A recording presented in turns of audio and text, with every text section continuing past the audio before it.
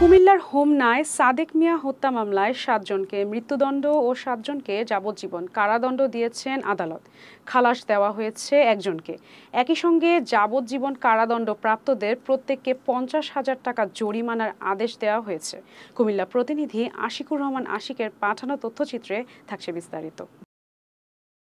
রোববার ১৯ মে বিকেলে কুমিল্লার অতিরিক্ত জেলা ও দায়রা জজ চতুর্থ আদালতের বিচারক জাহাঙ্গীর হোসেন এ রায় ঘোষণা করেন।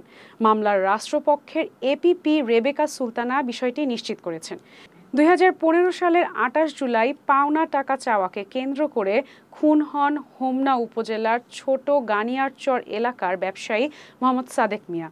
ওই দিন দুপুরে বাড়ি থেকে ফোনে ডেকে নিয়ে সাদেক মিয়ার হাত পা কেটে ফেলে রাখা হয় ধনিয়া খেতে। ঢাকা মেডিকেল কলেজ হাসপাতালে চিকিৎসাধীন অবস্থায় পরদিন সকাল ৮টায় মৃত্যুবরণ করেন সাদেক মিয়া। এই মোকদ্দমা হলো হোমনা থানাধীন ঘনিয়ারচর শাকিনস্তের ঘটনা।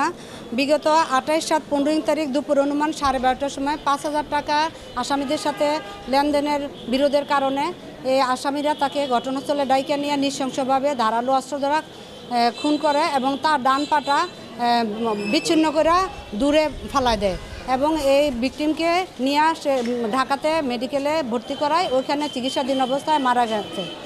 পরবর্তীতে বাদী এই ভিকটিমের স্ত্রী রেখা আক্তার বাদী হয়ে মোকদ্দমা করার পরে মোট ১৫ জন আসামি চার্জশিট প্রদান করে। ১৫ জন আসামির মধ্যে সবাই রেগুলার ছিল এবং এই মামলা চার্জশিট অভিযোগ গঠন হয় ৩০২ এবং ৩৪ দ্বারায়। অভিযোগ গঠন হওয়ার পরে মোট রাষ্ট্রপক্ষে ২০ জন সাক্ষ্য প্রমাণ গ্রহণ করে রাষ্ট্রপক্ষ মামলা প্রমাণ করতে সক্ষম হয়। অদ্য মোকদ্দমায় রায় প্রদান হয়। অতিরিক্ত জেলা ও দায়রা জজ সাহেব জাহাঙ্গীর হোসেন স্যার এই মোকদ্দমার রায় প্রদান করে। এই রায়ে মোট ১৫ জন আসামির মধ্যে ৭ জনকে মৃত্যুদণ্ড এবং ৭ জনকে যাবজ্জীবন কারাদণ্ড দেওয়া করে, একজনকে বেকসুর খালাস দেওয়া হয় এবং অনাদায়ে আরও ৫০,০০০ টাকা প্রত্যেক আসামির জন্য ধার্য করা হয়।